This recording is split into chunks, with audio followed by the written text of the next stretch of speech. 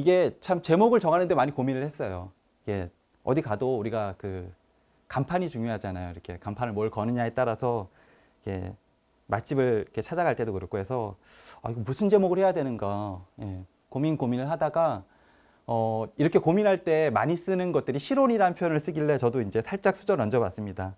그러니까 실온이 그 무게가 그러니까 시험적인 어떤 탐색적인 세미 캐주얼한 느낌이 좀 담고 있으면서 그렇다고 해서 어떤 문제의식의 틀이 결코 가볍지는 않은 그래서 그 이름을 좀 약간 여러 연구들에 이렇게 서치하다가 해서 탐색적 실온이라는 걸 빌려서 이제 생각을 좀 해왔고 이 모빌리티 연구와 관련해서 이제 제가 이렇게 고민하게 된 것은 최근에 이 책을 접하면서입니다. 그래서 모빌리티와 푸코라는 그 책 내에서 푸코적인 푸코리안 어떤 어프로치를 가지고 모빌리티에 대해서 얘기한 것들이 있어서 그런 연구들에 대한 논의들을 기반으로 모빌리티에 대해서 얘기를 나누면 좋겠다 좀 생각을 했고요. 물론 비단 푸코적인 접근만이 아니라 모빌리티에 대해서는 여러 영역에서 많이 얘기를 나누고 있습니다. 나누고 있지만은 그래도 공이 그 푸코가 가진 어떤 그 인문 사회학적 영향들을 고려해 볼 때 한 번쯤은 경유해 가는 것 같아서 같이 좀 접목시켜보는 좀 시도를 해봤고 그 시도는 아까 그 잠깐 그 말씀드린 것처럼 여러 학자들의 연구를 기반으로 좀 리뷰를 하는 형식을 취했습니다. 뭐 여기 뭐 제가 이렇게 쓴 것처럼 진짜 너무 영역이 광범위해가지고요. 푸코에 대한 얘기를 제가 이걸 한 번에 정리한다는 게 뭐 그렇게 쉽지는 이렇게 않더라고요. 그래서 그 중에서 뭐 굳이 얘기를 하자면은 역시 그 최근에 있었던 사안을 중심으로 얘기하는 게 좋을 것 같아서 그래서 안전하고 환경과 관련된 얘기를 중심으로 좀 얘기를 풀어 나갈 거고 아까 그 잠깐 언급했던 그 7개의 논문들 중에서 안전하고 환경과 관련된 것들을 2개를 좀 꼽아서 그것들 중심으로 좀 얘기를 좀 풀어 나가려고 합니다. 물론 이제 그냥 전방위적으로 얘기를 해도 되지만은 그래도 뭔가 앵커링이 필요할 것 같아서 그렇게 얘기를 좀 풀어 나가려고 하고요. 뭐 추가로 이제 뭐 저는 이게 인류만 고생을 한다라기보다는 이게 생태계 전체가 아프다라는 생각이 들어요. 그걸 좀 이제 확대해야 된다는 게 뭐 이전에는 그 인간 중심적인 사고만으로 그 세상을 해석하고 거기에 대한 대안을 논의를 했지만은 최근에는 뭐 포스트 휴먼에 대한 얘기들도 있고 뭐 신유물론이라든가 여러 가지 접근들이 있어요. 그래서 그런 사안들과 관련해서도 실은 이제 푸코가 조그만 어떤 그 클루, 힌트 같은 걸 제시해 준다고 저는 좀 해석을 해봅니다. 그래서 그 2가지 최근에 그러니까 논의되고 우리가 지금 그 절절히 그 고생하고 경험하고 있는 2가지 사안이 그 팬데믹, 이제 코로나 관련된 것들이 있고 그리고 그와 동시에 뭐 기후 위기, 온난화에 대한 얘기들도 있어서 탄소와 관련돼서 쓴 논문이 있어가지고 그 얘기를 좀 이제 풀어나가려고 합니다. 그래서 일단은 이 책을 제가 이렇게 관심을 뒀던 이유는 푸코와 모빌리티를 접목시킨 것도 있지만은 그 이렇게 한 가지 이렇게 모아놓고 여러 가지 사안들을 얘기할 수 있다는 것들이 좀 주목을 할 필요가 있는 것들이고요. 그만큼 푸코의 아이디어가 여러 가지로 전유가 되기도 하면서 또한 모빌리티에 대한 이야기 또한 어떤 한 분야로 이렇게 귀결될 수 없다는 걸 또 이제 확인할 수 있었던 것 같습니다. 그래서 저는 그 뭐 이 책에서 그 8개 챕터로 되어 있는데 7개의 논문이 있고 뭐 챕터 1은 뭐 서론해서 이제 그 전반적으로 최근에 푸코에 대한 동향들을 잘 정리를 했던 것 같아요. 워낙에 푸코에 대한 논의가 그 폭넓기 때문에 이왕이면 모빌리티와 관련해서 이 편집자들이 정리한 것들이 이 모빌리티와 푸코에 대한 얘기를 하는데 어느 정도 좀 도움이 될 것 같아서 그걸 중심으로 좀 얘기를 하고 그리고 아까 얘기했듯이 안전과 환경과 관련해서 그 2 논문이 물론 이제 그 여기 뭐 챕터 7이나 뭐 챕터 여기 8 같은 경우에도 연장선상에 있긴 하지만은 그래도 확실히 우리가 좀 생각해 볼 만한 어떤 앵커가 된다는 생각이 들어서 이 2 논문을 중심으로 좀 얘기를 좀 풀어나가고자 합니다. 그래서 그 서론에는 왜 지금 푸코냐에 대한 얘기를 그 편집자들이 좀 얘기를 하고 해서 저도 한번 좀 살펴봤고 그럼에도 불구하고 왜 지금인가에 대한 얘기도 이제 쓱 읽어봤는데 나름 흥미롭더라고요. 그리고 이제 그걸 어떻게 풀어낼까가 이제 그 이제 챕터 2부터 챕터 8까지의 이제 그 방법들을 얘기하는데 각자 연구자들이 배경이 달라가지고 그래서 저는 뭐 이걸 다 얘기하는 것들은 너무 이제 좀 다채롭긴 하지만은 이 둘 정도 얘기하는 것만 해도 최근에 어떤 사안들에 대해서 우리가 한번 그 뭐랄까 그 좀 그 고찰에 대해서 그 좀 도움을 받을 수 있을 것 같아요. 그래서 안전과 관련해서는 역시 환경에 대한 얘기, 그냥 서라운딩보다는 이게 사회적 환경에 대한 얘기를 이제 풀어나가고요. 이 환경에 대한 것들 속에서 그 요소들이 어떻게 배치되고 또 이동되고 그리고 순환되는 것이 인구와 관련해서 어떻게 이것을 이제 논의할 수 있는가. 이제 그 지점이 이제 푸코에 대한 아이디어를 가져온 것인데, 그래서 조금 더 연장을 해서 통치나 통치성에 대한 얘기를 좀 풀어나가고 있고요.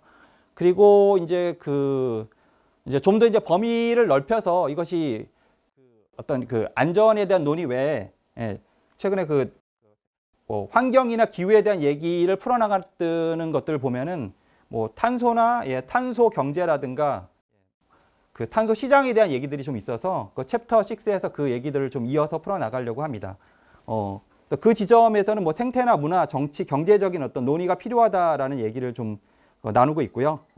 그래서 이 전반적인 키워드를 이렇게 관통하는 것들을 보면은 그 현대 사회에서 우리가 모빌리티 실천들이 어떻게 이루어지고 있는가에 대한 얘기를 이제 하고 있는 것 같아요. 그래서 그 실천들을 하는 것들은 역시 아직까지는 그래도 뭐 인류가 그 어떤 중심적인 위치에 있다라고 볼 수 있어서 뭐 주체성에 대한 얘기라든가 그런 지점들이 푸코와 얘기했던 그 모빌리티에 대한 어떤 그 접근 지점들이 아마 발견했던 것 같습니다. 이 연구자들이. 그래서 최근에 이 모빌리티에 대한 연구들이 어떻게 되는가 이제 쑥 한번 저도 이렇게 봤었어요. 했더니 뭐 기본적으로 우리가 모빌리티 하면 떠올릴 수 있는 것들이 그 자동차 모빌리티에 대한 연구들이 좀 있었고요. 2006년부터 해서 쭉 진행된 것들이 있고, 그리고 뭐 관광에 대한 것도 빼놓을 수가 없죠. 관광에 대한 것도 빼놓을 수 없고, 그다음에 사이클링도 이제 관련해서 연구가 이제 모빌리티의 주제로 들어와 있습니다. 이 사이클링은 이제 그 모빌리티 실천, 이건 아마 그 제가 챕터 6에서 얘기 나왔던 대안적인 모빌리티 실천 관련해서 요즘에 논의되는 것들 속에서 얘기를 할 수 있을 것 같고요. 그다음에 항공 모빌리티, 그다음에 또 아동의 모빌리티, 그리고 국제 이주. 국제 이주 관련해서는 뭐 최근에 한국 사회도 뭐 제주도, 예멘 난민에 대한 얘기들도 있었고, 유럽에서도 그렇죠. 그 난민들에 대한 얘기들이 계속 이어지고 있고, 그리고 계획 실천, 그래서 뭐 도시 설계라든가 이런 얘기들 속에서 나오고, 그다음에 신체 이동, 그리고 뉴미디어 실천이라든가 그런 얘기들이 또 이제 그 모빌리티와 관련된 주제로 이렇게 좀 등장을 하고 있습니다. 그리고 우리가 이제 뭐 이동하는 거에 대해서는 항상 그 우리가 어떤 실천 속에서는 주체성이 형성된다는 아이디어가 이제 그 얘기가 계속 나오기 때문에 그래서 이동하는 신체와 주체에 대한 얘기들이 또 주제로 해서 언급된 게 있었고, 그리고 이걸 좀 이제 큰 범위로 하나하나가 미시적인 접근들로 볼 수 있다면은 이제 거시적인 측면에서 볼 때 국가 정치라든가 뭐 국경, 뭐 주권이나 안전, 뭐 테러에 대한 이슈들을 모빌리티와 연관시켜서 한 연구들이 있었습니다. 그러니까 뭐 전반적으로 보면 이제 모빌리티에 대해서는 앞으로 이제 더 많아질 것 같아요. 저도 여기 실은 이걸 딱 보면서 여기 그 제 발제 후반부에 얘기를 드리겠지만은 뭐 헬스 커뮤니케이션도 좀 포함될 거라는 생각이 듭니다. 건강에 대한 얘기들도 이렇게 포함될 것 같아서 뭐 그건 이제 후반부에 좀 말씀을 드릴 거고요. 요 사이사이 것들도 이제 더 나올 거라는 뭐 예상을 할 수 있을 것 같습니다.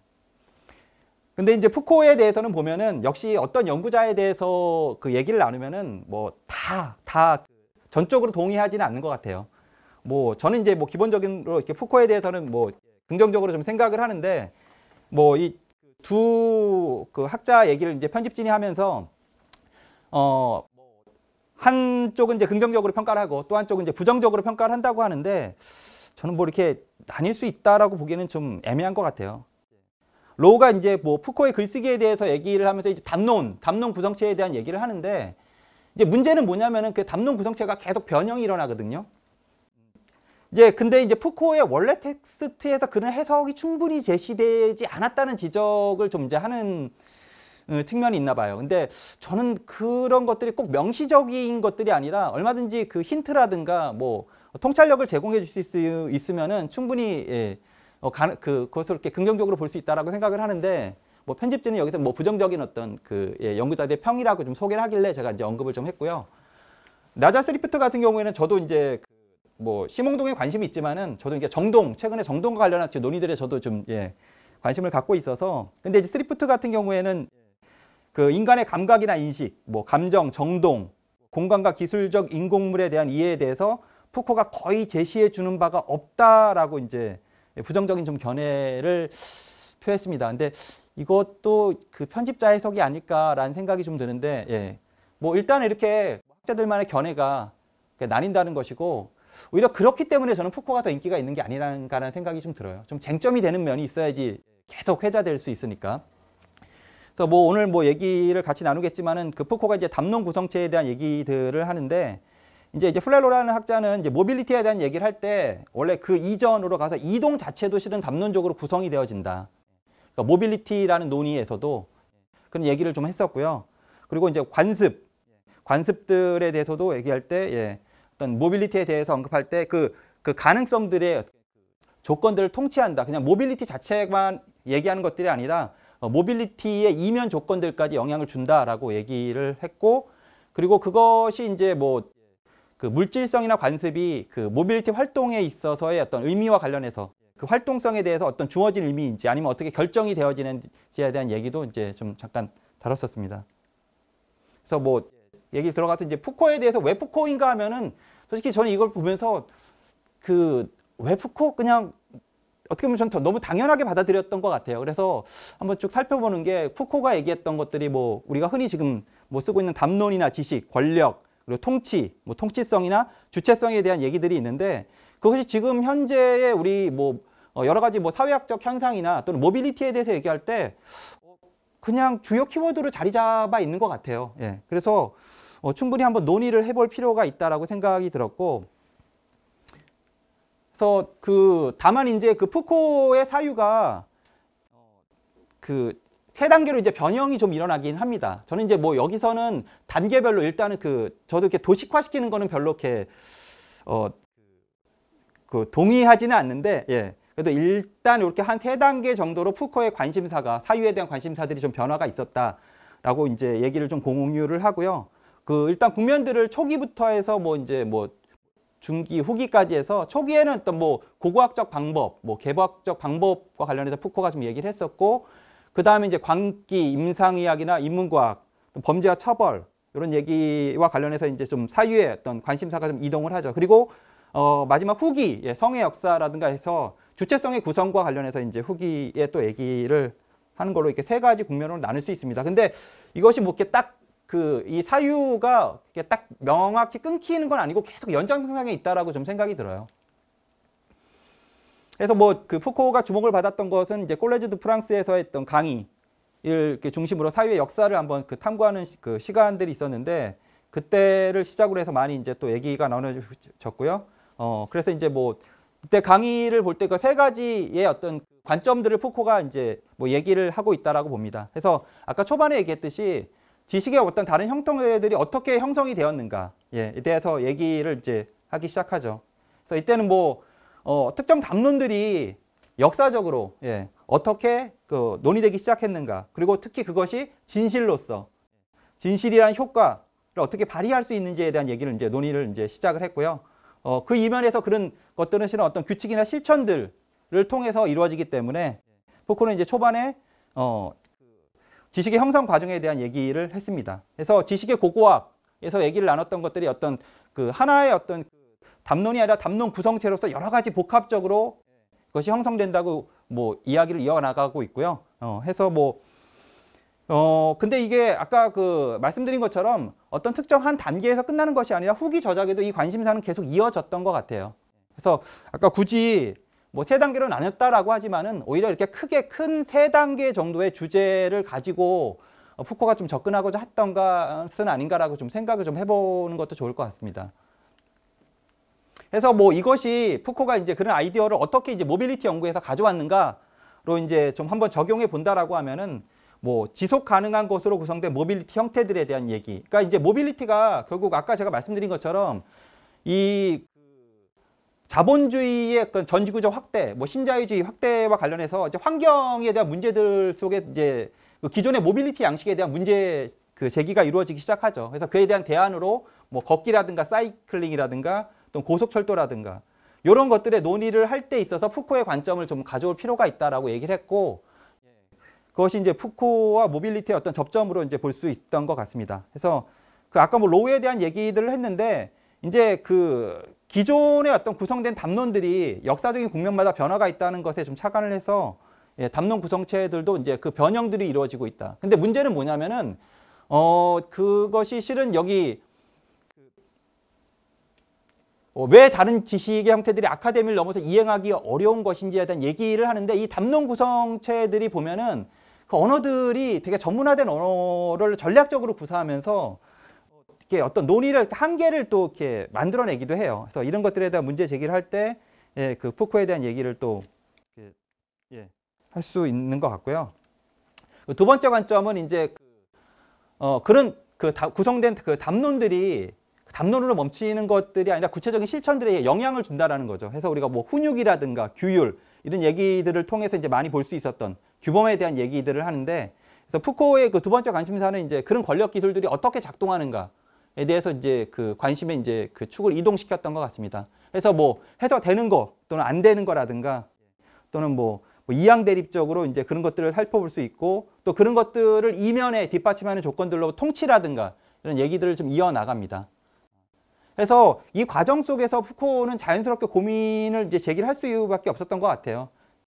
그 본인의 어떤 그 정체성도 있긴 하지만은 이 과정 속에서 이제 주체들이 어떻게 구성이 되는지, 어떻게 이제 수능적인 체제 수능적인 그 규범에 부합하는 주체들이 생산되는지에 대해서 얘기를 했던 것이죠. 그래서 그 이전에와 아마 이게 그 기점이 되는 것이 이제 주체가 생산되는 거에 대한 논의가 아마 이 지점에서 나온 것이 아닌가라는 생각을 좀 저는 합니다. 그래서 주체들에 대해서 얘기할 때 우리가 뭐 흔히 많이 그 인용하는 여기 파놉티코 감옥들에 대한 얘기들이나 뭐 학교들, 병원들에 대한 얘기들이 있고, 그리고 이제 뭐 신자유주의 도시와 이제 확대되는 과정에서의 뭐 광장들이나 도로들, 뭐 공항이라든가 이런 얘기들이 아마 이제 그 푸코의 그 논의들을 이어서 그 모빌리티 연구자들이 이걸 전유했던 것 같습니다.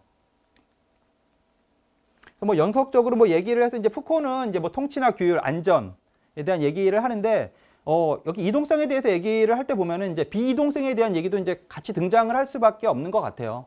제가 아까 그 예멘 사례를 얘기했던 것처럼 어떤 이동은 합법적으로 보장이 되기도 하고, 예, 어떤 경우에는 불법으로 해서 그 동선을 묶는다라는 거죠.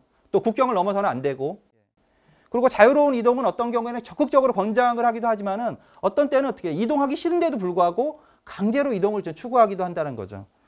아까 제가 뭐 제 연구 이렇게 소개를 해주신 것처럼 실은 이제 그 한국 사회에서 계속 뭐 도시 뭐 그 재개발이라든가 도시 재생과 관련된 논의에서도 보면은 원치 않은 이전들이 꽤 있거든요. 예, 그런 이제 것들이 실은 이제 이동성과도 관련해서 추가적으로 아마 논의가 나올 거라고 좀 생각이 듭니다. 그래서 그 모빌리티 연구자들이 이것들을 어떻게 전유했냐면은 결국 이제 뭐 불법 이민이라든가 아니면은 이제 뭐 한국 사회에서도 논의가 많았죠. 상위 계층의 국외 거주자. 이것도 뭐 최근에 뭐 계속 논의가 뭐 이렇게 나오는 것 같은데, 이중국적에 대한 얘기들이나 뭐 집시들, 뭐 레저 여행자들, 그리고 노마드와 같은 인물들이 어떻게 존재할 수 있는지에 대한 얘기를 모빌리티와 관련해서 또 이제 그 접근한 연구들이 있었고요. 그리고 이제 뭐 새로운 규범들이 이제 결국 이 모빌리티와 관련해서 미디어의 변화를 또 이제 주목하지 않을 수 없을 것 같아요. 그래서 이제 그 웹브라우저라든가 모바일 폰들 이런 것들도 관련해서 얘기를 할 수 있고, 그리고 이것은 글쎄요, 이거를 긍정적으로 봐야 되는지 모르겠는데, K 방역과 관련해서는 뭐 해외에서는 호평을 하지만은 그 이면에는 또 이제 유럽에서는 그것이 이렇게 어려운 이유, 유럽에서 도용하기 어려운 이유 중 하나가 이제 개인에 대한 어떤 자유, 개인 정보에 대한 문제가 있는 것 같아요. 그러니까 어떤 측면에서는 적극적으로 그것이 이 K 방역을 성공하게 하기도 하지만 그 이면에 그 수집된 빅데이터, 그러니까 이동과 관련된 것들, 우리가 구글, 위치와 관련된 것들을 보면은 그것이 사기업들의 제공됨으로 인해서 우리한테 뭐 맞춤한 광고가 오기도 하지만은, 예, 여전히 이것들은 이렇게 푸코가 원래 얘기했던 그 사생활이나 감시와 관련해서도 이제 그 문제를 제기할 수 있다는 것이죠. 그래서 이것은 어떤 면에서는 긍정적으로 볼 수 있지만은 지금의 팬데믹 현상에서는 또 그 이면에서는 이것이 다른 식으로 전유될지 모른다는 어떤 의구심은 또한, 예, 풀 수가 없는 거죠. 그래서 이제 마지막은 결국 어떤 담론 구성이나 또는 뭐 규율, 권력의 작동 이런 것들은 결국 이 주체성에 대한 논의와 빼놓을 수 없는 것 같아요. 이 화두는 계속 이어질 거라는 생각이 듭니다. 그래서 이제 푸코는 결국 그 주체가 강한 권력에 의해서 담론 구성체에 의해서 영향을 받는다라고 하면 좀 우울한 걸 느꼈을 것 같아요. 그래서 그에 대한 대안을 또 모색을 해야 되는 것들이 있고 해서 그 어떤 잠정적인 양태들에 대한 어떤 논의를 좀 이제 풀어 나가는데 그중 하나가 마지막에 이제 푸코가 이제 얘기했던 것이 이제 파레시아에 대한 얘기죠. 파레시아는 뭐 푸코가 새롭게 만든 그 주체는 아니에요. 이전에 이제 언급이 됐던 거죠. 그리스 고대 시대로부터 해서 뭐 진실 말하기 실천이라고 이제 볼 수도 있는데 이제 굉장히 위험을 감수하면서까지 진실에 대해서 말하고 실천하는 그런 주체가 이런 어떤 담론 구성체 또 기존의 어떤 그 권력에 의해서 포획된 통치성에서 이렇게 계속 영향을 받는 그런 주체로부터 뭐 들레주식으로 얘기한다면 탈주할 수 있는 그 여지를 좀 찾아야 되는 거 아닌가라고 좀 얘기를 이었던 것 같습니다. 그래서 푸코에 대한 얘기는 말년에 그 윤리학에 대한 얘기 또는 뭐 자기에 대한 자기 배려, 자기 관리에 대한 얘기들을 하죠. 근데 이제 그것들을 모빌리티와 연관시켜서 좀 생각을 해보면은 이것도 약간 이중적인 것 같아요. 어떤 면에서 보면은 이 뭐 개인의 행동이나 뭐 이산화탄소 뭐 방출, 뭐 식습관, 뭐 다이어트 관련했던 거나 아니면은 뭐 이제 뭐 1년 뭐 학업을 중단하고 여행한다든가 뭐 생태 관광이라든가 이런 것들 보면은 오히려 더 권력적이고 또 규율에 가까운 것이 아닌가라는 의구심을 빼놓을 수가 없거든요. 근데 파레시아와 관련해서는 오히려 이것이 또 반대로 다른 긍정적인 생산적인 어떤 역할을 할 수도 있다라는 것을 좀 이제 찾아볼 수 있는 것 같긴 해요. 왜냐하면 이런 실천들이 어떤 지금 최근에 그 모빌리티와 또 이제 탄소, 기후 위기와 관련해서는 어떤 대안적인 실천으로 시민사회에서나 뭐 여러 학자들에서 또 논의가 이루어지고 있기 때문에 이것도 한번 여러 가지로 생각해 볼 필요가 있는 것 같아요. 그러니까 저도 이제 최근에 코로나19 때문에 이제 활동량이 줄어들어 가지고 잘 안 움직이다 보니까 원래도 이제 그 오래 앉아 있다 보니까 그 직업병으로 이제 좀 허리가 좀 안 좋았는데 그 디스크가 이제 목으로까지 올라오더라고요. 그래서 이거 너무 안 되겠다 싶어서 이제 뭔가 이제 그 스트레칭 말고 좀 운동을 해야 되겠다 생각을 좀 했었어요. 그랬더니 이제 아는 선생님 한 분이 스마트폰 앱을 딱 이렇게 보여주시면서 만보계 앱을 보여주시더라고요. 이제 그래서 저도 이렇게 해야 되겠다. 그냥 이제 뭐 스마트워치도 있지만 해서 만보계를 이제 앱을 설치를 했죠. 이제 저도 이제 여기 이제 동참을 하게 된 거죠. 모빌리티와 관련된 어떤 대안적인 건강과 관련해서. 그래서 이제 설치를 해놨는데 평균적으로 그렇게 많지 않더라고요. 제가 이제 걸음걸이를 보니까 이제 그걸 보면서 이거에 또 이제 맞춰서 제가 어느 정도 일주일에 평균을 잡아서 얼마큼 걷고 그런 것들을 생각을 또 해봤는데 또 추가적으로 얘기를 잠깐 뭐 한다면 여기 뭐 자전거 타기 얘기도 있는데 따릉이를 보면은 따릉이 앱을 이용하는 거 보면은 거기 그런 얘기가 나와요. 뭐랄까요, 칼로리도 있지만은 탄소 배출량을 감소시켰다라고 이제 얘기가 나와서 모빌리티 실천 주체가 어떻게 이제 사회와 또 관계를 맺는가에 대해서 좀 생각을 또 해볼 수 있는 것 같아요. 근데 이제 다만 이제 문제가 되는 것은 결국은 이제 그것이 자기 추적, 그러니까 자기의 어떤 흔적들을 계속 남기는 거거든요. 빅데이터를. 그것이 자기가 남기지 않으면은 빅데이터로서 이것이 기업들에 의해서 수집이 될 여지가 없거든요. 뭐 폰도 뭐 최근에 뭐 광장에 모이는 이들이 스마트폰을 뭐 끊어놓고 이제 모였다고 해서 뭐 그런 얘기들도 있는데 전혀 그런 데이터적인 기록을 남기지를 않는다면은 그것은 빅데이터로 수집이 되지 않는데도 불구하고 우리는 그렇게 이제 스마트폰을 이제 모바일을 옆에 끼고 살다 보니까 적극적으로 그 데이터를 보고 또 그 데이터를 보고서 역으로 자기의 어떤 활동들을 또 실천들을 다시 또 재규정하는 거죠. 그런 모습들이 이제 푸코가 마지막에 얘기했던 주체성에 대한 얘기들 속에 우리가 한번 이야기를 나눌 수 있는 것들인 것 같습니다. 그래서 마지막에 얘기했던 것들이 예전에는 그러니까 이제 두 번째 관점에서 봤을 때는 주체성을 대상화하고 지배를 생산하는 그런 식의 논의였다라는 것이 이제 푸코에 대한 어떤 쟁점들이었지만은 지금의 실천들은 웰빙이라든가 이런 실천들은 또 다른 어떤 정동이나 신체적 감각을 생산해낸다는 것에 대해서 또 얘기를 또 하고 있는 것 같아요. 이런 것들 보면 아까 나다스 리프트가 얘기했던 정동과 관련된 것들이 논의를 직접적으로 얘기해 주진 않는다라고 하지만 이런 아이디어를 얻는 걸 보면은 너무 그렇게 부정적으로 볼 필요는 없는 것 같고요. 하지만 역시 자기관리라든가 이런 측면들은 푸코가 얘기했던 담론 구성체라든가 자기 신체와 관련해서 일정 부분 담론 또는 지배 이데올로기가 원하는 그런 식의 어떤 자기 신체 주체성을 구성한다는 건 또 부정적으로 볼 수 있는 것 같죠. 그래서 그런 얘기들이 있지만은 그래도 푸코의 윤리학적인 측면에서는 이 모빌리티 실천에 대해서는 이렇게 여기 얘기했던 뭐 심리학 의지주의 구성이라든가 뭐 주류 신경과학의 신경화학적 환원주의라든가 뭐 여러 가지 뭐 접근들이 좀 시도를 하고 있는 것 같습니다. 그래서 이상 뭐 세 가지 측면들을 좀 살펴봤는데요. 이제 그럼에도 불구하고 뭐 푸코를 얘기를 꼭 해야지만 이 모빌리티 얘기를 뭐 할 수 있는 것인가라고 이제 또 이제 왜 지금이냐라고 이제 얘기를 이제 저희 편집자들은 이제 풀어 나가고 있더라고요. 해서 이 이야기에 대해서는 뭐 좀 전에 얘기했듯이 뭐 주체성이나 통치, 순환에 대해서 인구, 순환, 뭐 안전 관련해서 이제 사유들을 좀 우리가 영향을 좀 아이디어를 얻을 수 있고, 그리고 또 이제 푸코가 얘기했던 이동에서는 이제 또 중요하게 우리가 주목할 만한 것들이 배치에 대한 얘기들이 있는데, 뭐 지식들이나 과학적 뭐 진리 체제들, 뭐 권력의 기술들, 뭐 분류와 작업들, 계층들, 그리고 규범적인 어떤 논의들, 뭐 주체와 가정들 이런 것들이 실은 이제 우리가 좀 다시 한번 돌아볼 수 있는 여지를 남기는 것 같아요. 그래서 뭐 이걸 좀 더 체계적으로 보면 이제 이동이나 비이동과 관련된 또는 모바일 라이프라든가 개인에 대한 연구, 이것도 이제 푸코에 대한 아이디어를 우리가 가져올 수가 있는 것들이죠. 아까 뭐 여기 분류와 작업들 같은 경우도 그 난민들에 대한 얘기들도 보면은 그런 작업들을 볼 수가 있는 거죠. 그리고 뭐 계층에 대한 얘기들도 그렇고요.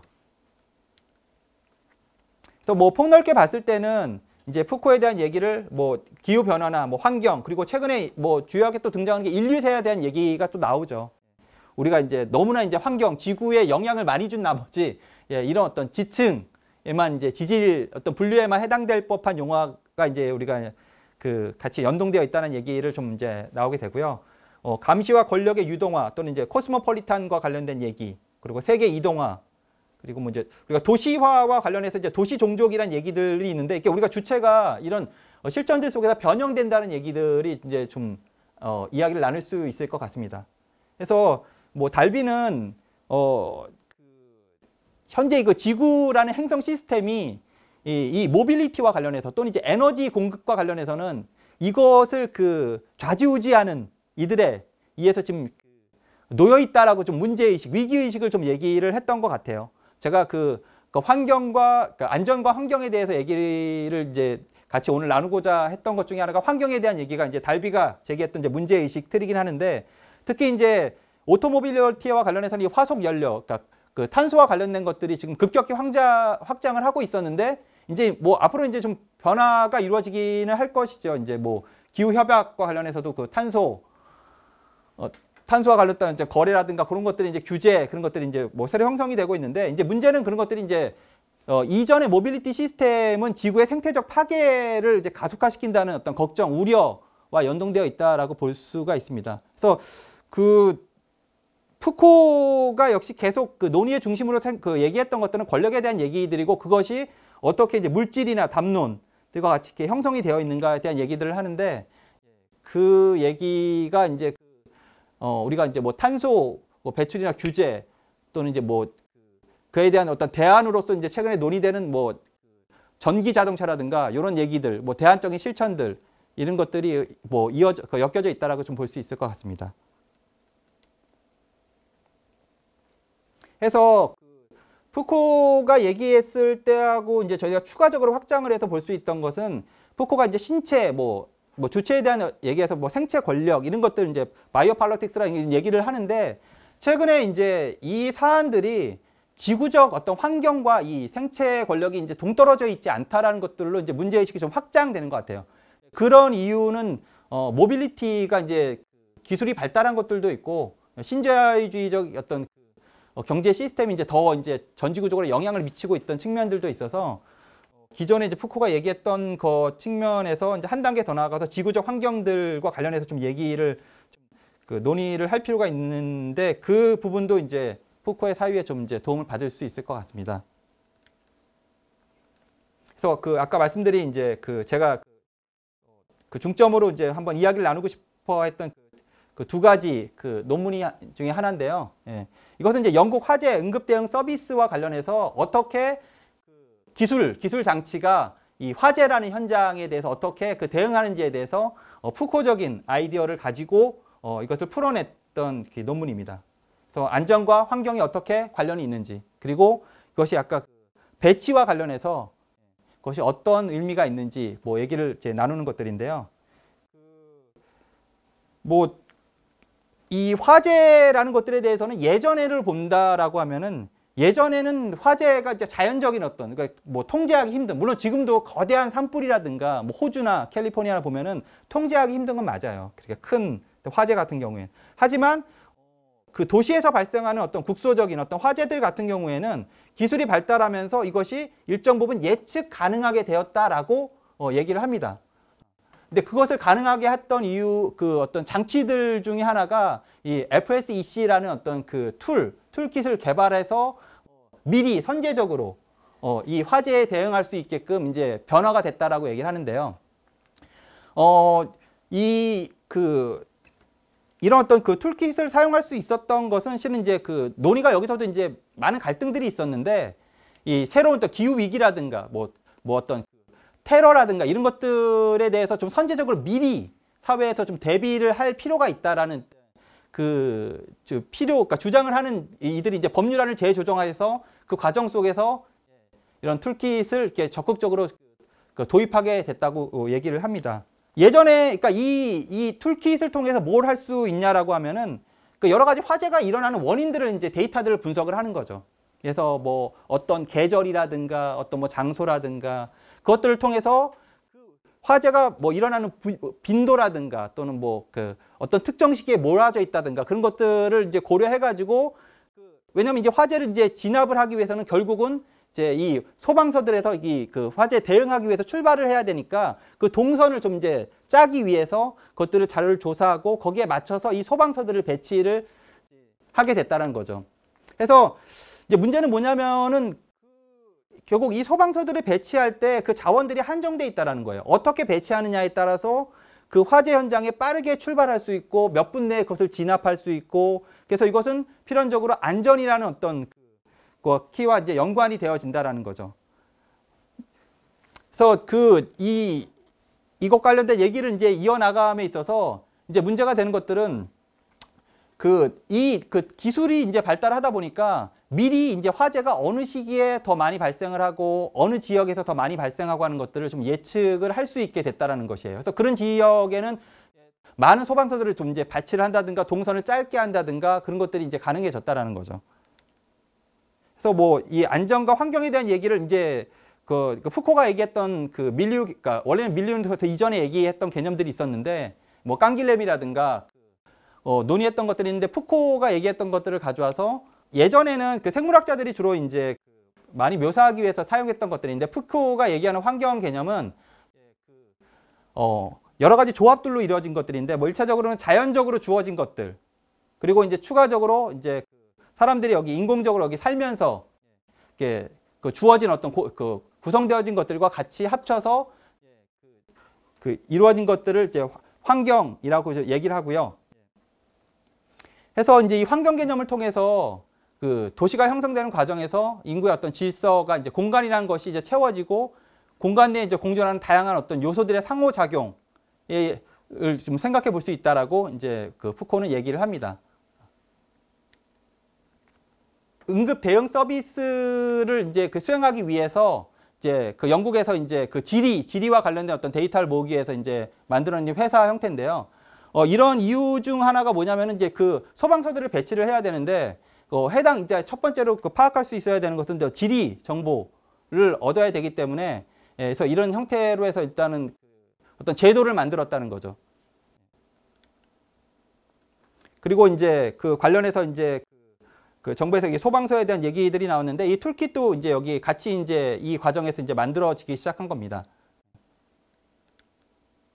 그래서 아까 제가 어떻게 소방서가 배치돼야 되는지에 대한 말씀을 드렸었는데 1차적으로 이렇게 자원조사를 하죠. 자원조사를 한 다음에 이것을 이제 화재가 어떤 식으로 분포가 되는지 배열을 하고 나서 그 다음에 이제 여기서 이제 그 한정된 자원이라고 하는 것은 이제 이것을 그 화재를 진압하기 위해서 소방서들이 이제 어떻게 배치가 돼야 되는지, 어떤 기술적인 장비들이 더 추가돼야 되는지 그런 것들을 이제 논의해서 이제 다시 이제 그 배치를 한다라는 거죠. 그래서 다시 이렇게 이제 리어레인지먼트해서 그 요소들, 그 자원들을 가지고 다시 이제 그 화재 위험에 맞게 이렇게 배치를 한다라는 거죠. 그래서 아까 그 밀리오 개념을 이렇게 말씀을 드렸는데 그 푸코가 이때 밀리오에 대해서 얘기를 하면서 주목할 만한 것들은 뭐냐면은 어떤 것이 일방향적으로 원인과 결과를 형성하지 않는다라는 거예요. 어떤 면에서는 이게 A라는 게 원인이 되고 B의 결과를 만들지만은 이 환경에서는 A라는 섹터에서 발생했던 원인들이 다른 B라는 섹터로 다른 쪽으로 이동하면은 그것이 결과가 또는 여기서 원인으로 되기도 하기 때문에 원인과 결과가 서로 떨어져 있지 않다라는 거죠. 그럼 문제가 되는 게 뭐냐면은 그 어떤 지역에서는 그 빈번히 화재가 발생을 하기 때문에 거기에 소방서를 더 배치해야 됨에도 불구하고 배치해야 되는 그 필요성이 제기가 되는데 그러면은 한정된 소방서라는 그 자원들을 배치를 하면은 이쪽으로 배치를 하면 이쪽에는 어떻게 분포가 밀도가 떨어진다는 거죠. 그러면 이쪽은 또 상대적으로 화재에 대한 어떤 대응 능력이 떨어지게 된다는 어떤 위험성에 노출된다는 걸 이렇게 발견하게 된다는 겁니다. 그러니까 절대적으로 화재를 해결할 수가 없다. 그러면은 어디에는 더 많이 배치를 해야 되고 어디는 더 많이 배치를 할 수가 없는 상황이 되고 이 과정이 이제 그렇다면 여기에 대한 권한에 대한 문제들이 있는 거죠. 어떤 해석 근거에 대해서 어떤 정당성이나 어떤 타당성의 근거에서 이것을 더 배치할 것인가. 이것은 이제 되게 권력이라든가 제도화 문제와 이제 밀접하게 관련이 되어 있다고 볼 수가 있습니다. 그런 지점들이 아마 푸코의 어떤 아이디어를 가져올 수 있었던 것 같아요. 해서 그렇다면 이제 그런 소방서들을 배치를 하려면은 나름의 타당한 어떤 근거들을 마련해야 되는데 그것들이 이제 담론 구성체를 형성한다는 거죠. FSEC 그 툴킷이 이제 그런 것들을 구현해주는 정당성을 구현해주는 어떤 기술적 제한 장치로서 도입이 됐다는 거예요. 그래서 이 도시 계획과 관련해서 푸코는 뭐 지금 이것은 이제 팬데믹과도 관련되어 있는데 결국은 어떤 하나의 문제가 완전히 억눌러질 수가 없다라는 거죠. 다 해결될 수가 궁극적으로 해결될 수가 없다. 그 문제는 우리가 할 수 있는 방법은 뭐냐? 그냥 극소화시키는 방법밖에 없다는 거죠. 근데 문제는 또 하나 추가되는 것은 누구의 입장에서 극소화되느냐라는 거죠. 결국 한 사회에서 아까 그 봤던 이 지도상에서 봤을 때 여기에서 인구 분포도 고려를 할 수밖에 없고 또는 그 인구가 거주하는 그 주거지의 어떤 건물의 어떤 노후도라든가 또 그 화재가 발생하기에 어떤 뭐랄까 좀 취약한 어떤 그 건물들이 밀집도라든가 이런 것들은 거기에 이제 거주하고 있는 어떤 인구의 구성, 뭐 인구 통계학적인 측면들과도 이렇게 빼놓을 수가 없다는 거죠. 그래서 푸코가 배치들과 관련해서 얘기했을 때 분류화 작업이나 계층들에 대한 얘기들을 했는데 실은 아까 이제 그 소방서의 배치라든가 화재에 대한 얘기를 하는 것들도 이런 지점들과 연관되어 있다는 거죠. 그래서 실은 이 법안이 제기될 때 많은 반대들이 있었다라고 해요. 그런 이유는 뭐냐면 이 법안들이 만들어질 때 여기 테러 공격이란 말처럼 한국 사회에도 그 필리버스터가 있었는데 그 테러에 대한 얘기가 있었는데 그 테러 방지법에 대한 이런 것들이 선제적으로 하다 보니까 미리 정보들을 많이 이렇게 수집을 해야 되고 그런 것들은 이제 어떤 개인의 어떤 정보 수집이라든가 그런 것들이 연관됐다는 거죠. 그래서 그 사회에서 많은 반대에도 불구하고 미리 이것들을 선제적으로 하기 위해서는 필요하다. 우리가 안전하게 이 재난으로부터 지켜내기 위해서. 이 말은 결국은 이제 국가의 어떤 그 개입의 여지가 높아진다는 거고 개인의 어떤 그 자유의 어떤 그 측면들이 또 이제 제한된다는 어떤 위기의식과 또 이제 맞물려 있는 거로 볼 수 있습니다. 결국은 이제 뭐 화재가 예전에는 이 자연재난으로서 이제 언제 발생할지 몰라가지고 그냥 어떻게든 이제 뭐 화재가 발생하면 최대한 그 효과적인 또 효율적인 방법으로 화재를 진압하는데 초점이 맞춰졌다라고 하면은 이제 그 데이터 FSEC라는 어떤 기술 툴킷을 통해서 대략적으로 화재가 언제쯤 발생하는지 예측할 수 있게 됐다라는 거예요.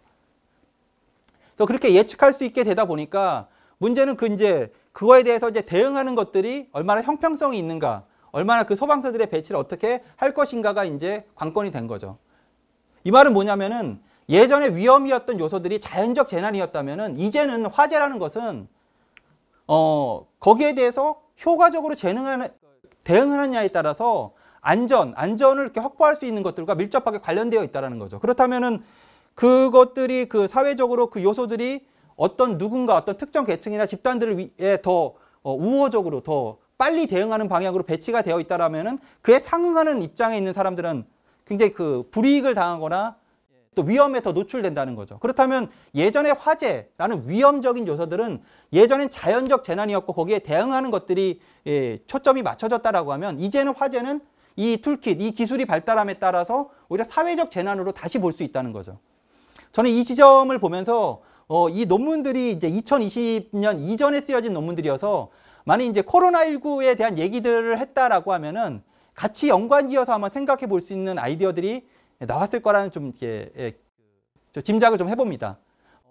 실은 이제 그 코비드 19 같은 경우에는 이미 뭐 분류는 사회적 재난으로 분류는 되어 있어요. 되어 있지만은 초기에 코로나19에 대한 얘기, 담론들이 그 뉴스에서 나왔을 때는 어떤 거냐면 국적이나 인종이나 뭐 나이, 뭐 남녀노소 이런 것들에 관계없이 다 걸린다. 그냥 우리가 진짜 무기력하다. 국경적인 거 이제 의미가 없다라고 해서 이제 그런 것들을 얘기를 이제 그 많은 그 얘기들 이제 그 뉴스 매체에서 그 담론으로 이게 형성이 됐었죠. 하지만은 이제 최근 이후로 보면은 결국은 이제 코로나19와 관련해서 생계가 위험해진 사람들도 있고 실업에 놓인 사람들도 있고 그리고 그 최근에 지금은 좀 나아졌지만은 마스크 구매와 마스크 구입과 관련해서도 이것도 그 어떤 앱을 깔고 있는 사람은 마스크가 어디 있는지 알게 되고 그러면 더 효과적으로 구매할 수가 있고 그런 문제를 이렇게 접하게 됐다는 것이죠. 그리고 재난지원금과 관련해서도 제가 이제 그 관심 있는 이제 연구하는 공동체 미디어에서도 보면은 그 초기에 재난지원금과 관련했을 때 이주 노동자들이 그 대상에서 이제 제외됐다라고 하는 것들이 이렇게 얘기가 나왔었어요. 문제 제기가 있었거든요. 그런 것들도 보면은 이 코비드 19이 초기에 얘기했던 진짜 그 어떤 그 뭐 이렇게 어떤 사회적인 어떤 뭐 아니면 인구 뭐 민족이나 뭐 종족 남녀 그런 것들에 관계없이 다 영향을 준다라고 이제 했지만은 실질적으로 우리가 경험하고 있는 것들은 이 사회적 재난으로서 차별적으로 경험하고 있다. 그리고 그 안전에 대한 것들도 이렇게 연관되어 있다라고 볼 수가 있을 것 같습니다.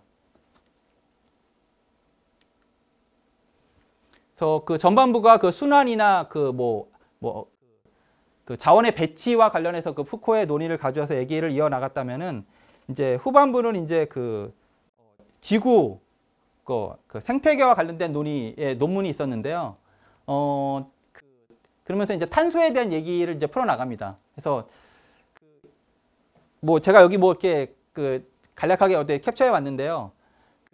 저자는 그 논문에서 이제 뭐 탄소 패티시라는 말까지 쓰는데 우리가 그 일상 삶에서 보면은 그 탄소에 어떻게 탄소와 이렇게 무관하게 살고 있지는 않은 것 같아요.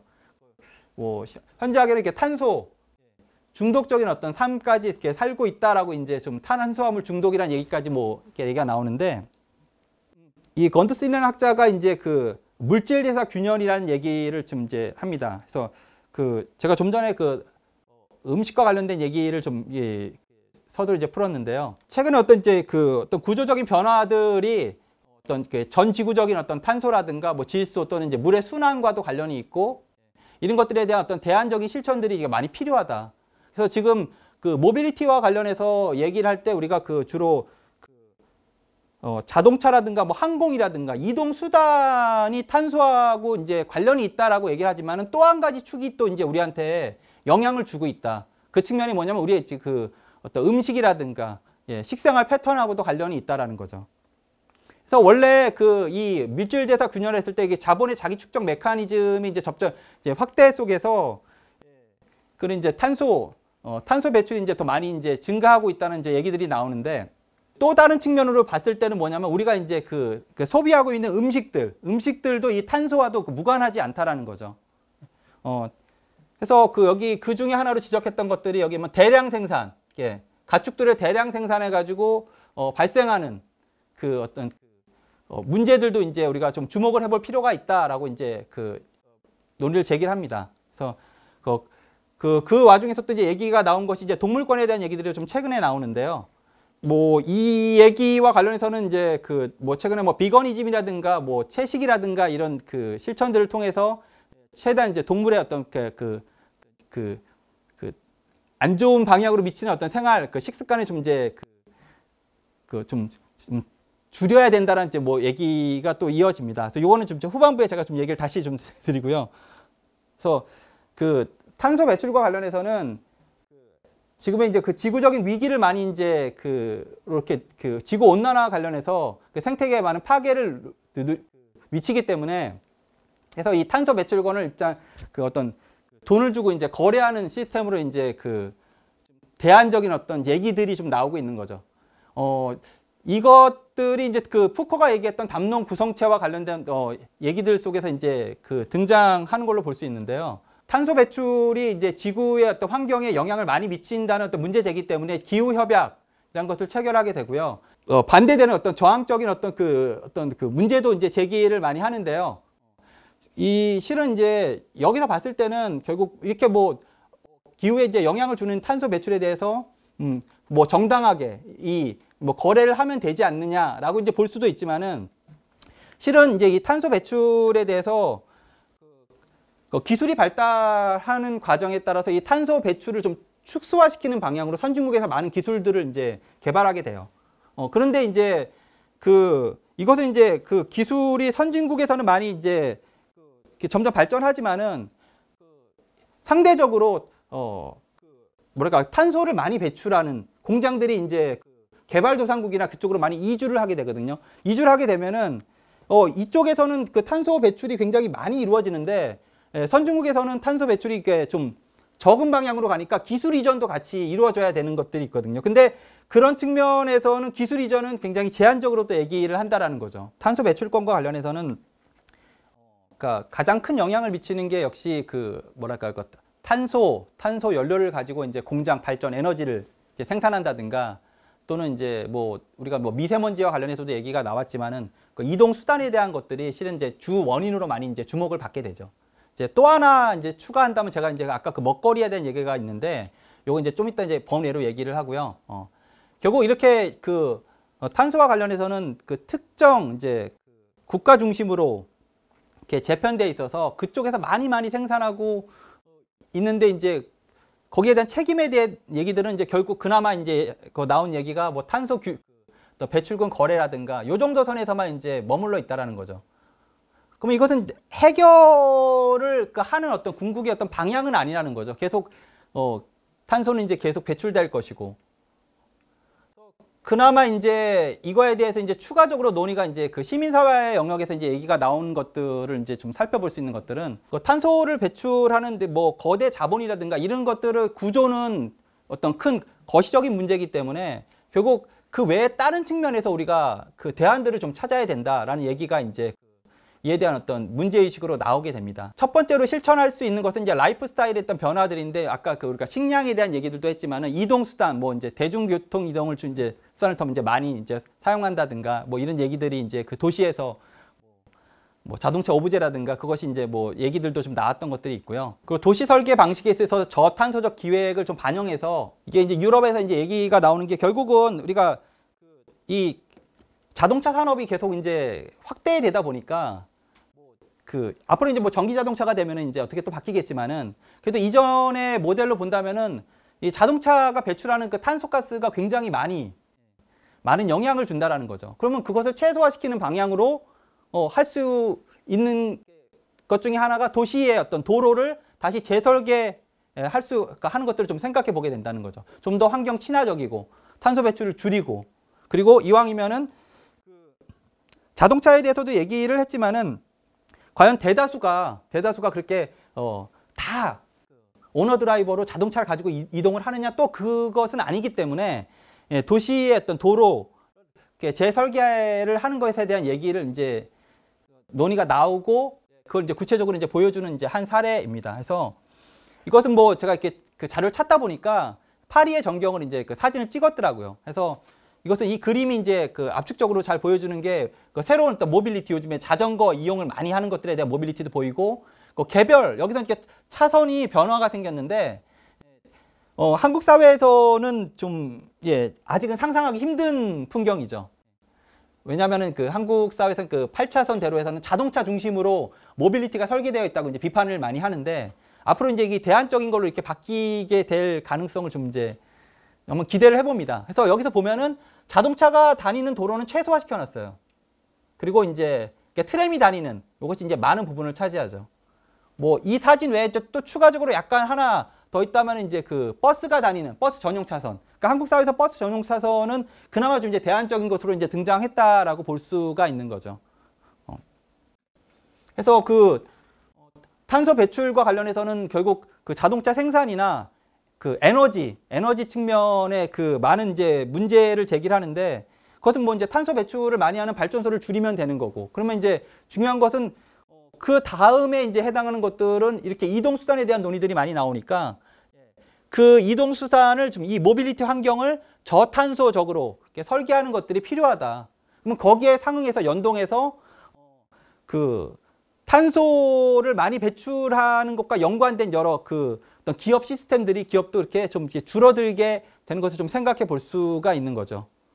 그래서 요 표현이 그래서 탄소 패티시 시스템이라고 얘기를 했던 이유가, 실은 이제 그 우리가 이동수단이나 뭐 에너지나 이런 것들이 탄소 없이는 작동하지 않는 것들을 이제 그 지적하려고 이 저자가 좀 얘기를 했던 것 같습니다. 그래서 그에 대해서 이제 그것은 이제 경제적인 측면이었다라고 하면은, 구체적으로 우리가 실은 이제 그 여기서 이제 언급했던 것처럼 우리가 하루하루가 이제 그 이 탄소 없이는 이제 살아가지 않고 있다라는 거죠. 탄소를 이렇게 섭취에 대한 얘기들이 많이 나오는데, 결국 우리가 그 비거니즘 얘기를 많이 하지만은 뭐랄까요, 육류 중심의 어떤 그 소비 패턴들에서 대량으로 이제 그 가축을 생산하는 것들이 탄소 배출과도 무관하지가 않다. 이제 라고 이제 여기 문제 제기를 합니다. 그래서 네, 요게 이제 뭐 그 최근에 이제 그 음식과 관련해서 얘기가 나온 건데, 푸드 마일리지에 대한 얘기가 나오는 건데요. 그 예전에는, 그러니까 이 모빌리티가 발달하기 전에는 그 해당 지역에서 생산된 거 위주로 이렇게 소비를 했기 때문에 식품의 이동 동선이 짧았다라는 거죠. 근데 이제 그 모빌리티 이동 교통수단이 많이 발달함에 따라서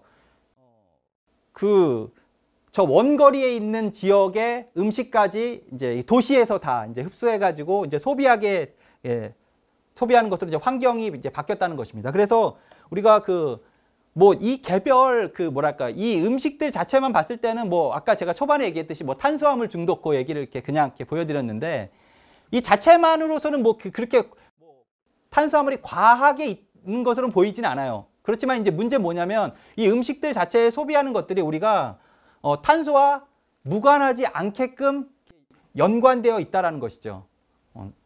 그래서 이 워터멜론, 수박 같은 경우도 보면은 원산지로부터 이동하는 데 드는 그 비용 이면에는 그 탄소가 이제 포함되어 있다라는 거죠. 탄소 배출을 더 이제 많이 증가시키게 된다는, 그것이 이제 이 음식 소비 패턴과도 이제 연관되어 있다는 걸 보여주는 거죠. 그래서 이제 푸드 마일리지를 제대로 한번 만들어 보자. 라고 이제 그 논의가 나왔고, 이것들 이면에 보이는 것들은 여기 뭐 기차에서도 이렇게 보이는 것처럼 그 이동 과정에서 많은 탄소들이 배출되기 때문에 이 이동 동선들을 좀 최소화시키는 방향으로 간다라면 그 탄소 배출을 좀 줄일 수 있지 않는가에 대한 이제 얘기가 나오게 됩니다. 그래서 이것들이 이제 그 식생활과 관련된 뭐 얘기들이 좀 있었던 것들이고요. 추가적으로 저는 이제 또 하나 생각을 해보게 되는 게, 여기서는 이제 어떤 가축에 대한 동물권에 대한 어떤 얘기들을 하면서 이거 단순히 식생활에 대한 얘기를 했는데, 저는 이 도시 환경이 과연 인간한테만 맞게끔 설계가 되어 있는가에 대해서도 이제 한번 고민을 해볼 필요가 있다라고 좀 생각이 들어요.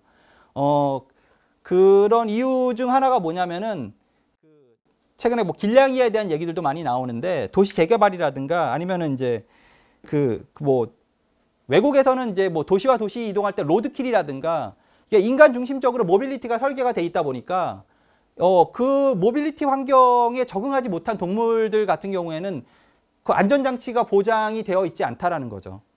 그래서 최근에 이제 동물권에 대해서까지 이제 관심을 갖는 움직임에서는 이 도시 자체도 이제 뭐랄까요, 너무 인간 중심적으로 거기에 대해서 이렇게 동물들이 무방비 상태이다. 예. 그것을 어떻게 좀 관리해주는 측면도 필요하다라는 뭐 얘기가 나옵니다.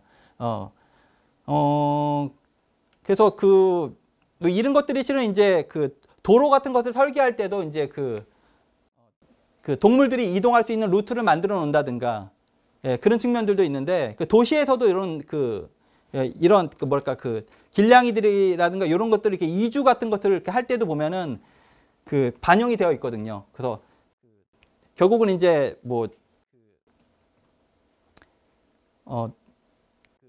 이것을 다 이렇게 뭐랄까 포획해가지고 이렇게 다시 이렇게 하나하나씩 이렇게 다시 뭐 입양한다든가 그렇게 할 수가 없는 상황이라고 한다면은 이렇게 먹이 장소를 이렇게 이동시키거나 하면서 이렇게 길냥이들이 다른 공간에서 좀 더 그 위험으로부터 좀 안전한 공간으로 이주시키려는 그걸 돕는 그 뭐죠 캣맘이라든가 이런 이들이 좀 있는데 예. 그런 것들도 실은 이제 모빌리티와 관련해서 좀 이제 추가적으로 얘기를 좀 할 수 있는 거라고 좀 생각이 듭니다. 들이 실천하는 다른 주체성들이 또 형성이 돼야 된다는 얘기가 나올 수밖에 없는데요. 그것이 이제 푸코가 말년에 제기했던 담론과 주체성의 재생산과 이어져 있다라고 이제 볼 수가 있습니다.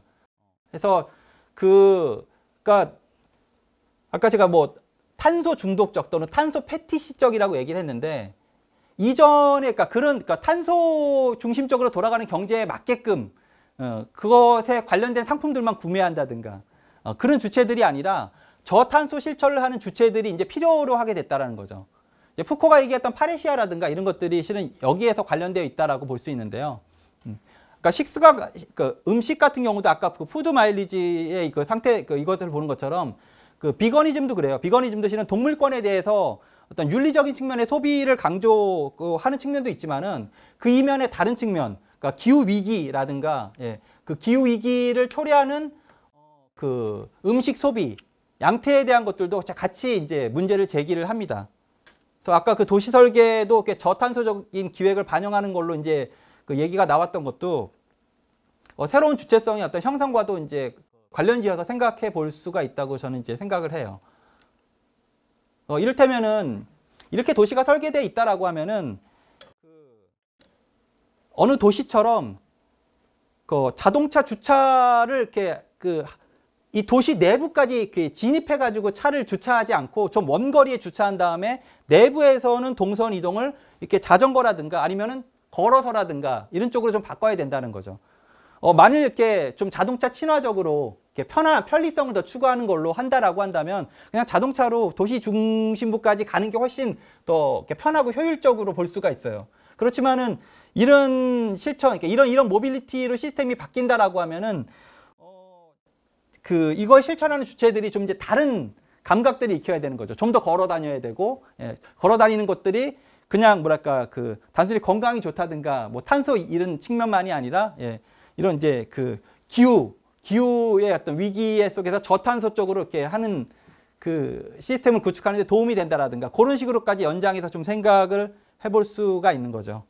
제가 현장 연구를 하면서 이제 문제의식이 뭐냐면은 그런 담론들을 생산해내고 그런 것들을 역사적으로 밝혀내고 푸코가 그런 것들을 문제를 지적해놓고 다 좋다 이거예요. 다 좋은데 항상 그 현장에 가면은 so what을 들어요. so what. 그런 연구가 나왔어.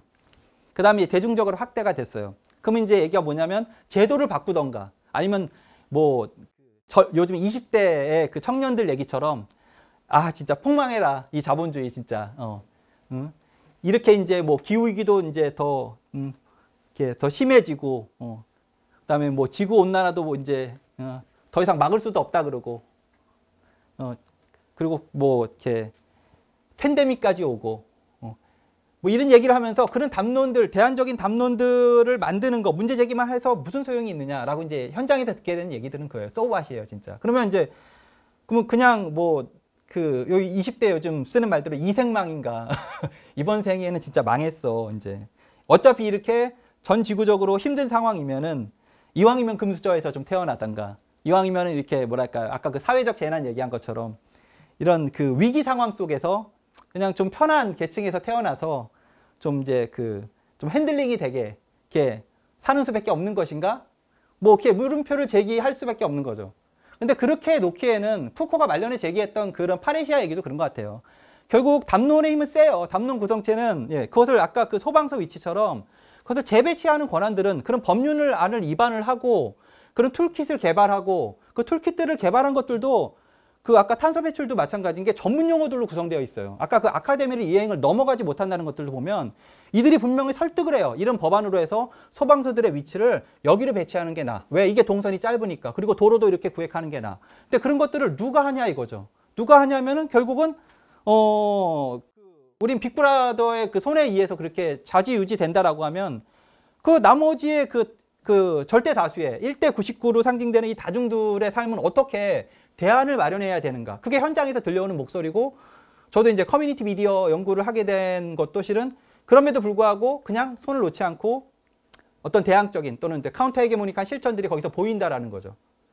그리고 그 제일 중요한 것들은 푸코가 이제 그 계보학적 접근을 했는데 만일에 그렇게 담론 구성체의 힘이 강하다라고 하면은 역사는 변화될 수가 없는 거죠. 그냥 그대로 그게 그냥 돌아야 되는 거죠. 그럼에도 불구하고 계속 변화의 국면을 들레즈식으로 얘기하면 탈주선을 탔다가 다시 뭐 재영토화 된다든가 그런 과정들이 있었다라는 거죠.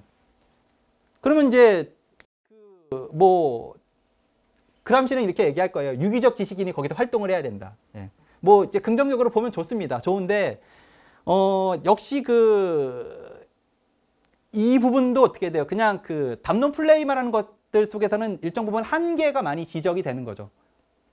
왜냐하면은 이것이 이제 실질적으로 바뀌려고 제도적으로 바뀌려고 그러면 우리가 2016년에서 17년 뭐 촛불 국면을 경유한 것처럼 어떤 그 다중이라든가 뭐 요즘 좌파 포퓰리즘도 얘기를 하는데 결국은 어떤 시민사회의 어떤 백그라운드의 힘 같은 것을 받아야 된다는 거고 실은 푸코가 기대했던 것들도 그런 대안적인 주체성들을 가진 시민들이 많이 좀 확산됐으면 좋겠다는 기대였던 것 같아요.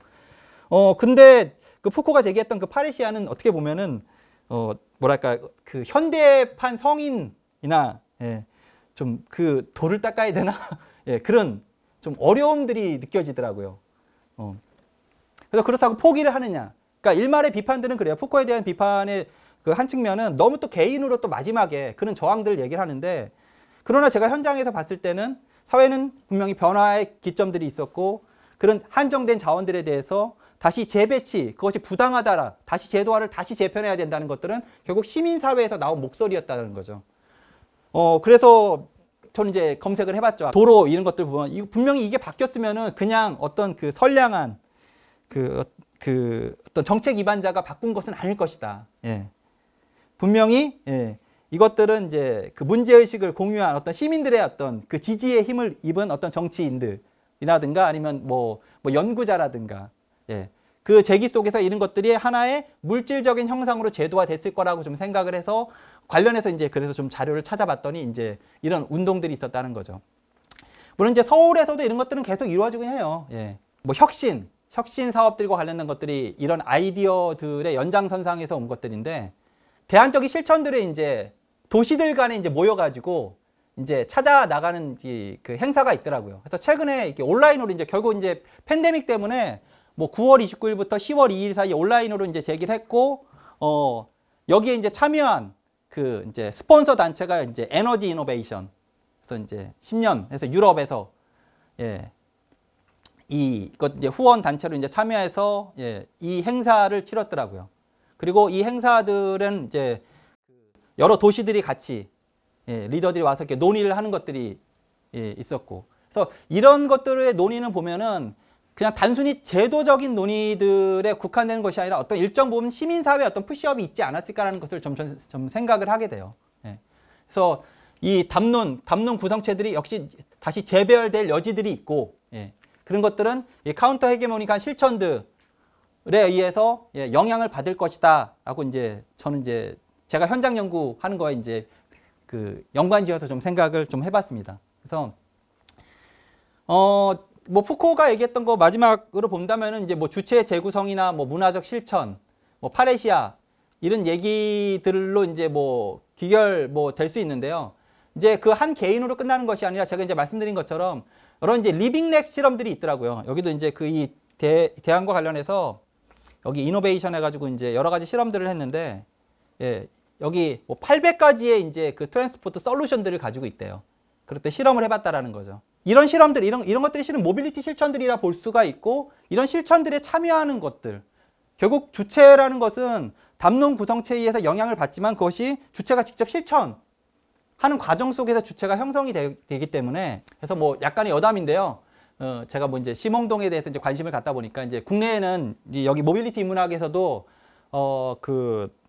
한번 소개를 했었어요. 근데 이제 심홍동의 논문이 이제 두 가지가 있으니까 박사 논문이 있고 부논문이 있는데, 부논문이 이제 기술적 존재 그러니까 그 주식 기술적 대상의 뭐 존재 양식에 대해서 해서 기술 철학 쪽으로 이제 중심을 얘기를 합니다. 근데 제가 주목했던 것들은 실은 이제 그런 기술, 물론 이제 심홍동은 기술과 인간의 어떤 공진화, 코에볼루션에 대한 얘기를 해요. 기술 혼자 진화할 수가 없고 인간들의 어떤 영향을 받는다라고 얘기를 하는데 제가 주목했던 것들은 이 후반부입니다, 실은. 이제 박사 논문에서 이 4가지 개체화를 얘기해요.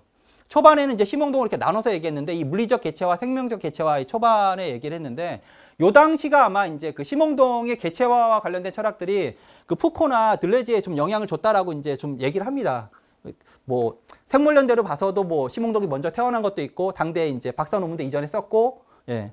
그래서 이제 저는 이제 푸코에 대한 얘기를 하면서 이것들을 떠올렸던 이유가 뭐냐면은 푸코가 마지막에 개체화에 대한, 그러니까 주체화에 대한 얘기를 하지만은 그것이 그 주체라는 것은 한 개인의 실천 가지고는 형성이 되지 않는다라고 이제 제가 생각을 하기 때문에 그래요. 그 이 심홍동은 어떤 얘기를 하냐면은 이 개체화 과정에서 어느 하나의 그 어떤 그러니까 푸코가 말했던 어떤 주체성이 형성되는 것들은 실천들이 있지만은 그것이 한 개인의 실천들이 아니라 어떤 국면들을 경유하면서 집단적으로 개체화되는 어떤 정신적 개체화되는 것들과 그 속에서 이제 주체가 형성이 된다라고 얘기를 합니다. 문화적 실천들이 있잖아요. 이런 실천들이 한 개인이 띄엄띄엄 하는 것들이 아니라 그 심홍동은 이런 개체화 과정의 아이디어가 실은 어떤 문제를 해결하는 과정 속에서 새로운 어떤 개체들이 등장한다라고 얘기를 하거든요. 그리고 그것들의 그 해결 과정은 커뮤니케이션과 관계를 통해서 형성이 된다라고 그 얘기를 해요. 그러니까 뭐냐면, 그러니까 이런 어떤 그 해당 사회에서 기후 위기라든가 그 생태 파괴라든가 그런 것들의 문제를 접했을 때 해당 사회 구성원들은 이것을 해결해 나가려고 한다는 거죠. 해결해 나가는 작동들이 뭐냐면 그것들이 새로운 어떤 그 커뮤니케이션 방식들이라든가 관계 맺음의 방식들을 다르게 배치를 한다는 거예요.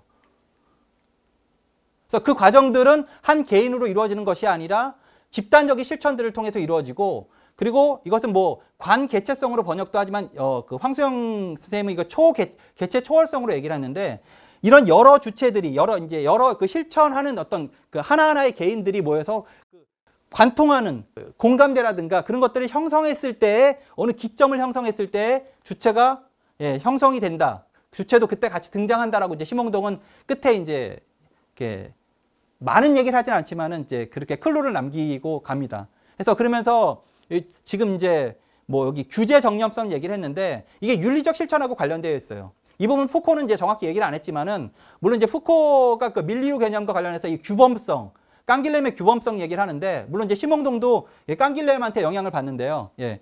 그것들이 뭐냐면 이제 새로운 윤리적인 정령성, 윤리적 어떤 감각들이 형성이 된다는 거예요. 아까 제가 동물권 얘기를 말씀드린 것처럼 또는 그 저탄소 실천 같은 것처럼 윤리적으로 이런 것들이 예전의 그 실천 양태들에 대해서 불편해지기 시작하는 거죠. 그 미국 같은 경우에도 예전에 그 하이브리드 카를 오히려 그러니까 그 뭐 이렇게 부유함에도 불구하고 그것들을 구매하는 것들의 자기 어떤 브랜드 이미지, 자기 정체성을 표현하는 그 실천들이 있었어요. 그런 것들은 뭐냐면은 나는 환경을 생각하는 주체다. 좀 이제 다른 엘리트다라는 것 좀 드러내고 싶어 하는 것도 있었지만은 그런 것들은 뭐냐면 윤리적인 어떤 그 정념적인 태도와도 관련이 있죠. 요거를 이제 뭐 깡길렘이 얘기했던 규범성 얘기를 한다라고 하면은 이제 저는 이제 마지막으로 정리를 하자고 보면 요즘 논의되는 뉴노멀이라는 것들이 실은 이런 윤리적 실천과도 이제 밀접하게 관련이 있다라고 좀 생각이 듭니다. 그리고 그런 윤리적인 실천들도 보면은 이 커뮤니케이션과 릴레이 관계를 통해서 이 관계를 어떻게 형성하느냐에 따라서 주체가 형성이 된다라고 얘기를 하는데 이 소통 방식하고 관계 방식을 재구조화시켰을 때 새로운 개체가 등장을 한다고 이제 심홍동은 얘기하거든요. 그것을 뭐 주체로 볼 수가 있고요. 그러니까 이것은 인간들만 해당된다는 게 아니에요. 그러니까 동물권도 그런 거예요. 우리가 그 둘레즈가 뭐 기계 얘기를 하는데 접속 얘기를 하는데요. 인간과 동물의 관계 맺음이 달라진다. 소통 방식이 달라지는 거거든요. 관계 맺음 방식이. 그러면 또 다른 형태의 어떤 인간 동물 대기로서의 어떤 그런 구조가 형성이 된다는 거죠. 이게 어떤 함의가 있냐면 지금의 이제 모빌리티도 그렇게 바뀔 수 있다는 거죠. 아까 제가 탄소 배출과도 얘기를 했지만은 또는 이제 동물의 이동권이라든가 해서 이런 것들의 논의가 있으면은 결국 논의와 제도와 이런 과정들이 결국 우리가 마지막으로 이제 경유하게 되는 최근에 이제 그 유노멀과 연관된 아이디어라고 좀 생각을 합니다. 그래서 결국 뭐 이렇게 그 이 상전이란 모델 이건 뭐 물리학적으로 이제 심홍동이 가져온 얘기인데 결국 어떤 이제 뭐 개체가 있는데 이것이 어떤 그 맥락 환경 요소에 따라서 어떤 뭐 고체인지 액체인지 기체인지 그 변화가 가능하다라는 거죠. 그러니까 우리가 지금 모빌리티나 모빌리티 실천 또 이런 것들은 실은 우리가 결국 이제 최종적으로 그 주체의 어떤 새로운 형성 속에서 논의가 되어질 수밖에 없다라고 생각이 들어요. 그러니까 모빌리티 하면 모빌리티를 구성하는 환경이나 뭐 제도나 이런 것들이 있지만 결국 그것을 구성하는 구체적으로 실천하는 것은 인간이나 주체고 또 인간 중심적이어서는 안 되고 그 인간을 둘러싼 여러 요소들. 그러니까 그거 아까 밀리우 그 개념을 얘기한 것처럼 어떤 것이 원인이지만 원인 결과에서 어떤 것이 결과이지만 다른 것들한테는 또 원인이 될 수가 있거든요. 그래서 저는 그 심홍동이 그 얘기를 하면서 했던 개체 연합 환경에 대한 얘기도 모빌리티와 아주 밀접하게 관련이 있다라고 볼 수 있습니다. 그래서 이런 전반적인 논의가 우리 유노멀과 관련한 환경에서 우리가 그 모빌리티의 어떤 에 대한 얘기 속에 이제 포함되어야 되는 것이 아닌가, 저는 이렇게 말씀을 드리고 싶습니다. 감사합니다.